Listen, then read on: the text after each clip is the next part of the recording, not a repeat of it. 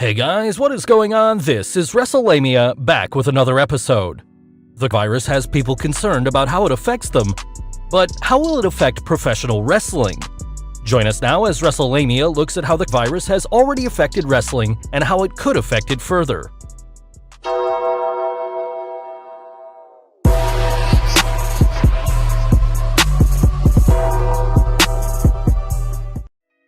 The World Health Organization declared the outbreak to be a public health emergency of international concern on 30th January 2020. According to the Centers for Disease Control and Prevention, the virus has led to symptoms ranging from mild ones to severe illness and death. Symptoms include fever, cough, and shortness of breath, and may occur 2 to 14 days after exposure. The disease is believed to be spread by close contact within 6 feet, and through respiratory droplets produced when an infected person coughs or sneezes. The means by which the virus is spread is why individuals and government officials are concerned with it infecting people at any public or private gathering. The biggest X factor is that the virus is a new disease, and as such, scientists are uncertain as to its exact nature. What's its incubation period? Can people get reinfected after contracting the disease? What is its exact mortality rate?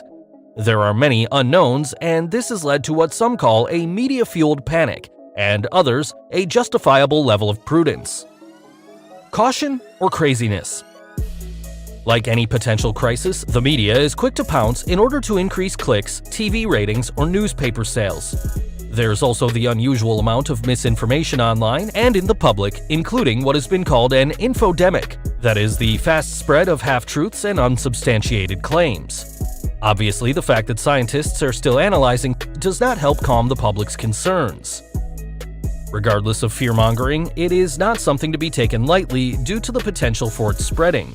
For example, Italy is currently quarantining around 25% of its population. The idea, of course, is to stop the spread of the disease while scientists work on devising a vaccine or other treatment plan. New York State Governor Andrew Cuomo noted during a recent press conference, "I'm not urging calm, I'm urging reality. I'm urging a factual response as opposed to an emotional response." Concerns over the virus have led to cancellations of conferences, talk of playing sporting events in empty arenas, and other cautionary practices. For example, Pope Francis recently delivered a prayer via live stream to reduce crowds at St. Peter's Square. The new James Bond film No Time to Die's release date was pushed back from April 2020 to November 2020 due to concerns over people refraining from attending the film due to the coronavirus. Princeton University announced it is holding all classes remotely until the current virus situation can be reassessed. It's too early to tell how much the virus will spread, but there's already talk about whether the 2020 Summer Olympics, currently scheduled for Japan, will take place. As talk furthers about precautionary measures, what does this mean for professional wrestling events? How it's affected wrestling? Whatever the public event is, in this case wrestling events, the aim is to both limit the spread of the disease and prevent infection. With fans in close spaces, it's understandable that there are concerns about the disease spreading rapidly, especially since people may be infected without showing symptoms. If you think about it, there are so many ways for wrestlers and fans to get infected. An infected fan could sneeze onto their hands, slap a wrestler's hand or back as they're making their entrance, and the wrestler could infect themselves or their opponent when they make contact. Just watch any match and you'll notice wrestlers touching their face repeatedly. Close contact with an opponent makes it easy for them to spread germs to their opponent's eyes, nose, or mouth.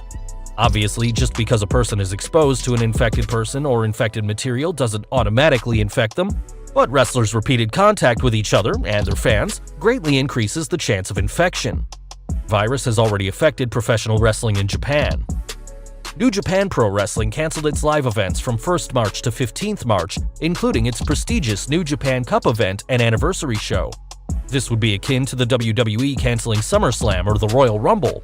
New Japan informed its fans, "NJPW has reached this difficult decision after careful consideration. Ultimately, the health and safety of our fans, staff, and wrestlers is our highest concern. We remain deeply appreciative of your support of New Japan Pro Wrestling." New Japan isn't the only wrestling promotion that's had to deal with virus concerns. The promotion Stardom canceled several shows and changed one event to an empty arena show. Pro Wrestling Noah canceled an autograph session, which makes sense as it's a veritable petri dish for contagions. As the virus continues to spread in the United States, how will the WWE react? How it could affect wrestling. Negatives. As Wrestlelamia noted in an earlier video, the WWE remains committed to holding WrestleMania as scheduled. The health and safety of our fans, performers, and employees are our top priorities, and we are monitoring the situation closely with our partners and government officials in Tampa Bay. We remain committed to hosting WrestleMania at Raymond James Stadium on Sunday, April 5th, and like other entertainment properties in the US, there are currently no plans to cancel or postpone our upcoming events. The Tampa Bay Sports Commission has been monitoring the situation, and there are events coming to the area soon, including IndyCar's Firestone Grand Prix of St. Petersburg, the PGA's Valspar Championship, and 2 rounds of the NCAA men's basketball tournament. If these events are impacted by the virus, you can be certain WrestleMania will be impacted as well. This presents a serious problem for the WWE for several reasons. The first is obvious: WrestleMania is the WWE's flagship show, and canceling it would lead to a significant revenue loss for the quarterly earnings report. Second, it's believed Vince McMahon is counting on a strong showing at WrestleMania in order to provide him with leverage for rumored negotiations to license the streaming rights to WWE's pay-per-views. Third, there's the cumulative effect of those possible setbacks on a company that has seen its stocks plummet. The WWE is by no means the only entertainment entity suffering due to the virus, but that is cold comfort should its stocks drop any further. Short of a government mandate, the WWE could still hold WrestleMania in front of a live crowd. The promotion would have to offer refunds for those not willing to put themselves at risk, and while the WWE could likely say anyone attending the event is assuming the risk of contracting the virus, it's hard to think of anything good coming from such a decision. While Vince McMahon is indifferent to public sentiment, WWE shareholders may not agree with the decision and take action, similar to how a group of shareholders have filed a class action over a drop in WWE stock value due to the promotion allegedly hiding their problems with their deal with the Saudi government. If the virus worsens, the WWE should go with some sort of empty arena event for Mania.